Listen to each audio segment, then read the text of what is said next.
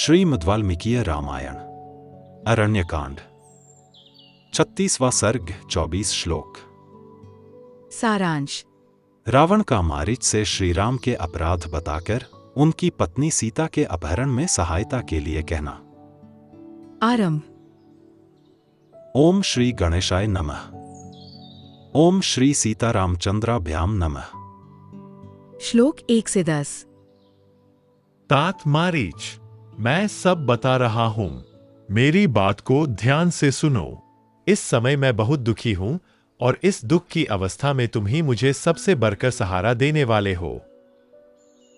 तुम जनस्थान को भली भांति जानते हो, जहां मेरा भाई खर, महाबाहु दूषण, मेरी बहन शूरपनखा, मांसभोगी राक्षस महाबाहु त्रिशिरा तथा और भी बहुत से लक्ष्यवेद में कुशल शूरवीर निशाचर रहा करते थे। वे सभी राक्षस मेरी आज्ञा से वहां घर बनाकर रहते थे और उस विशाल वन में जो धर्माचरण करने वाले मुनि थे उन्हें सताया करते थे। वहां खर के मन का अनुसरण करने वाले तथा युद्ध विषयक उत्साह से संपन्न 14,000 शूरवीर राक्षस रहते थे, जो भयंकर कर्म करने वाले थे।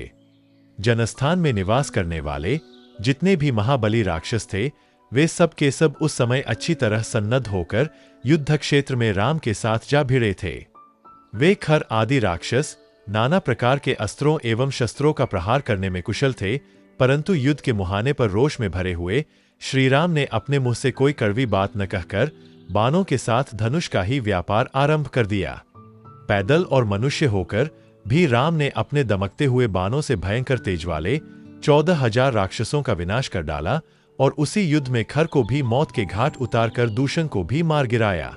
साथ ही त्रिशिरा का वध करके उसने दंडकारण्य को दूसरों के लिए निर्भय बना दिया। राम के पिता ने कुपित होकर उसे पत्नी सहित घर से निकाल दिया था। उसका जीवन क्षीण हो चला है। यह क्षत्रिय कुल कलंक राम ही उस राक्षस सेना का घातक है। श्लोक 11 से 20। वह शील रहित, क्रूर, तीखे स्वभाव वाला, मूर्ख, लोभी, अजितेंद्रिय, धर्मत्यागी, अधर्म आत्मा और समस्त प्राणियों के अहित में तत्पर रहने वाला है। जिसने बिना किसी वैर विरोध के वलाबल का आश्रय ले मेरी बहन के नाक और कान काटकर उसका रूप बिगाड़ दिया, उससे बदला लेने के लिए मैं भी उसकी देवकन्या के समान सुंदर पत्नी सीता को जनस्थान से बलपूर्वक हर लाऊंगा। तुम उस कार्य में मेरी सहायता करो।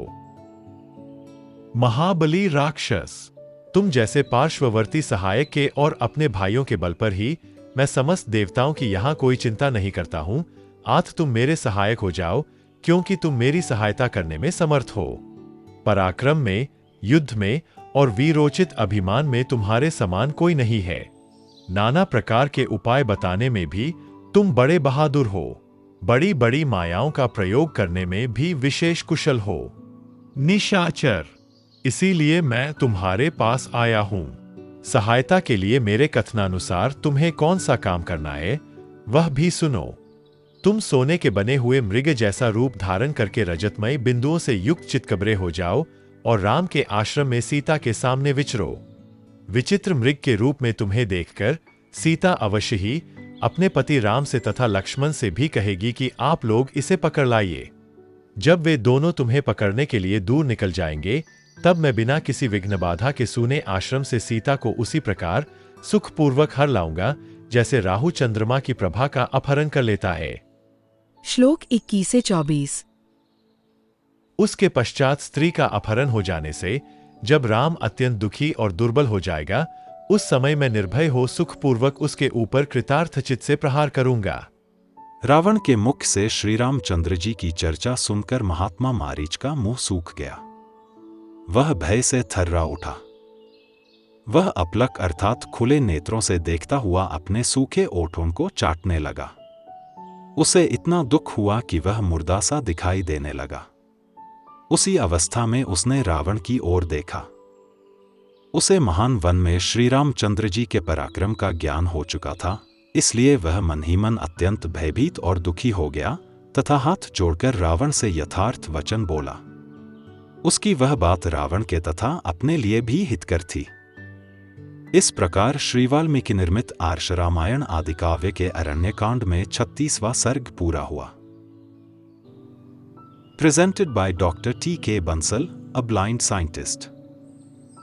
Please like and share this video, and don't forget to subscribe my channel. Jai Shri Ram.